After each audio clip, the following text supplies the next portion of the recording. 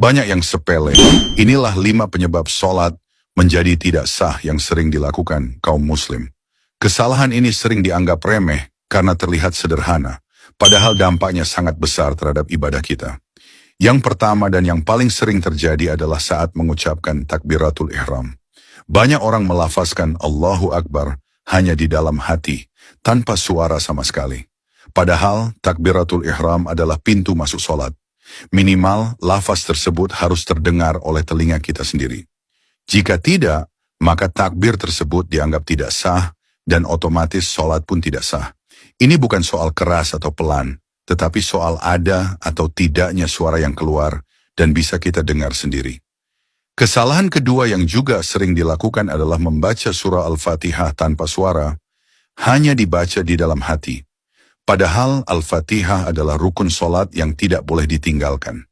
Membaca Al-Fatihah bukan sekadar menggerakkan hati atau pikiran, tetapi harus ada bacaan yang keluar dari lisan dan terdengar oleh telinga sendiri. Kesalahan ketiga adalah saat membaca tahiyat akhir. Banyak orang terlalu fokus ingin cepat selesai, sehingga bacaan tahiyat akhir hanya dilafazkan dalam hati. Padahal tahiyat akhir termasuk rukun solat yang wajib dibaca dengan suara yang bisa didengar oleh diri sendiri. Kesalahan keempat yang sering luput dari perhatian adalah membaca sholawat kepada Nabi Muhammad Shallallahu Alaihi Wasallam dalam tahiyat akhir tanpa suara. Padahal sholawat tersebut adalah bagian penting dalam solat.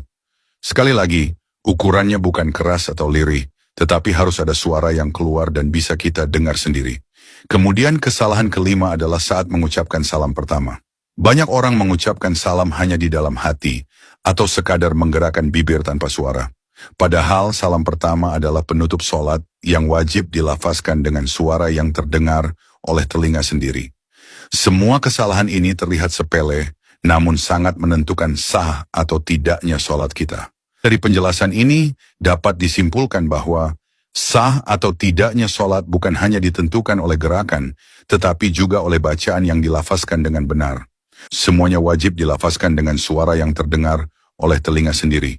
Kesalahan-kesalahan yang terlihat sepele ini ternyata bisa berdampak besar pada keabsahan solat. Karena itu, penting bagi setiap muslim untuk memperbaiki solatnya, bukan hanya dari gerakan, tetapi juga dari bacaan.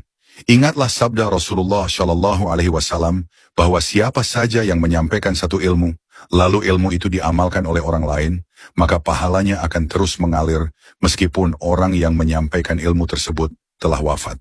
Hadis ini diriwayatkan oleh Imam Al-Bukhari.